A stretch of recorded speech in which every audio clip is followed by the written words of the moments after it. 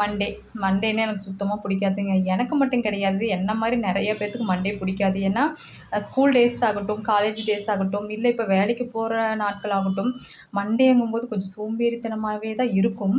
போகணுமா போகணுமா அப்படின்னு தோணும். ஆனால் இப்போ ஒட்டுமொத்த தமிழ்நாடுமே இந்த மண்டேக்காக வெயிட்டிங். ஆமாங்க. எல்லாருமே இந்த 4/5/2026க்காக எல்லாருமே வெயிட்டிங். சின்னதுலேருந்து பெருசு வரைக்குமே வெயிட்டிங். எனக்கு தெரிஞ்சு இந்த மாதிரி ஒரு மாறுதல்களில் வந்து இந்த வருஷம்தான் நடந்திருக்குன்னு நான் சொல்லுவேன். ஏன்னா ஃபுல் அண்ட் ஃபுல் எல்லாருமே நிறைய பேர் இந்த தடவை ஓட்டு போட்டிருக்காங்க. இதுக்கெல்லாம் காரணம் அந்த எஸ்ஐஆர் ஃபார்ம்னால தான் அப்படின்னு சொல்கிறாங்க.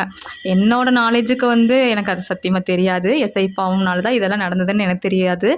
ஆனால் இந்த தடவை நிறைய பேர், எங்கள் வீட்டு பக்கத்தில் ஒரு அங்கிள் இருக்கிறாரு. நான் ரொம்ப வருஷமாக பார்த்துட்ருக்கிறேன். ஓட்டு போடுறதுன்னா சாப்பிட்டு போய் போட்டுக்கிறேன், தூங்கிட்டு போய் போக்குறேன், சாயந்தரம் போடுறேன் அப்படின்னு அசால்ட்டாக பேசுவார். ஆனால் இந்த வருஷம் 7 மணிக்கெல்லாம் புறப்பட்டு ஓட்டு போடுறதுக்கு போனார். அந்த மாதிரி மாற்றங்கள் இப்போ நிறையா பேர் பார்த்திங்கன்னா இந்த தடவை நிறையா பேர் வெளிநாடுகள்லேருந்து வெளி மாநிலத்திலேருந்து எல்லாருமே வந்து ஓட்டு போட்டிருக்காங்க. சின்ன பசங்கள்லாம் அரசியல் பேசுகிறாங்க. இத்தனைக்குமே காரணம் பார்த்திங்கன்னா எனக்கு தெரிஞ்சு விஜய் சார் மட்டும்தான்.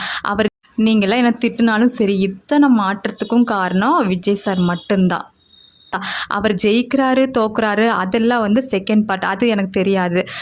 ஏன்னா எல்லாருமே பவர்ஃபுல்லான முருகன் கிட்ட தான் போயிருக்காங்க. எந்த முருகன் அருள் செய்கிறாருன்னு தெரியல. எல்லாத்தோட சேர்ந்து நானும் காத்துட்ருக்கேன் அந்த ரிசல்ட்டுக்காக.